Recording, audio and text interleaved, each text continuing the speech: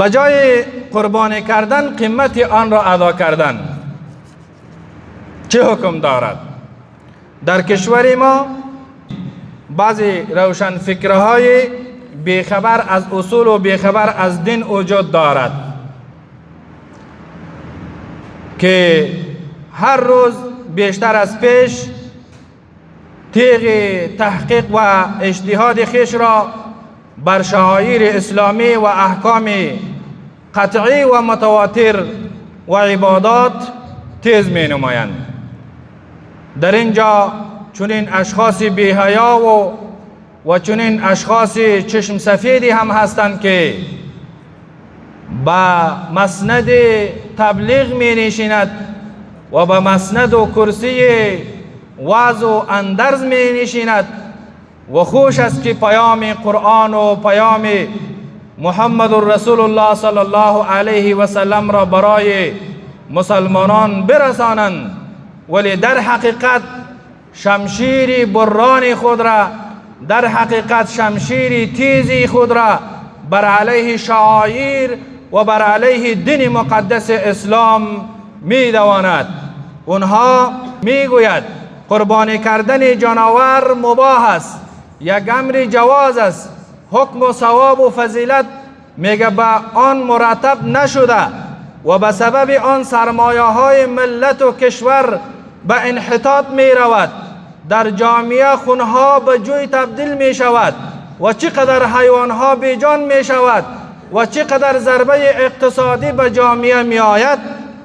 اینها می گوید که باید به جای قربانی کردن قیمت آن در کارهای خیریه مصرف کرده شود. در این رابطه دوستا بسیار بیدار باشید، بسیار محتاط باشید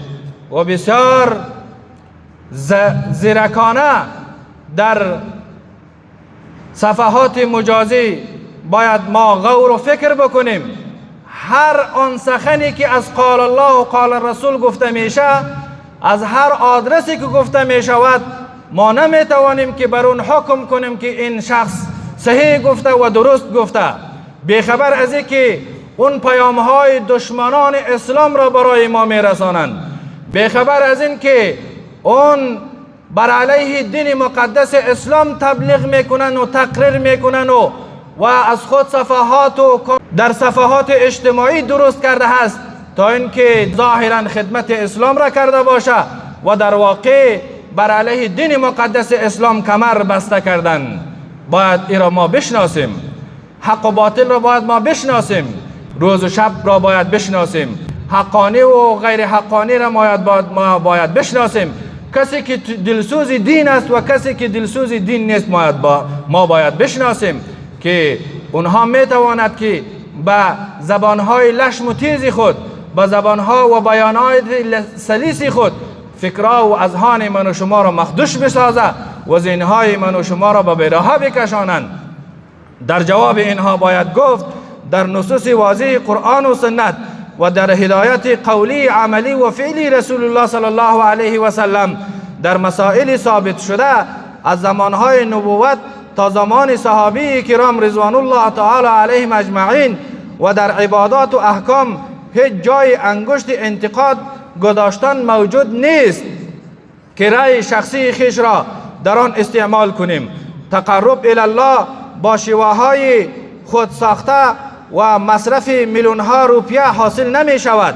بلکه با حصول رضای خداوند متعال و رفتن به نقش و قدم پیامبر صلی الله علیه و سلم به دست می آید. لذا به عوض قربانی کردن میلیون ها پیسه را اگر ما مصرف بکنیم، کدام ثواب و اجر را حاصل کرده نمی توانیم.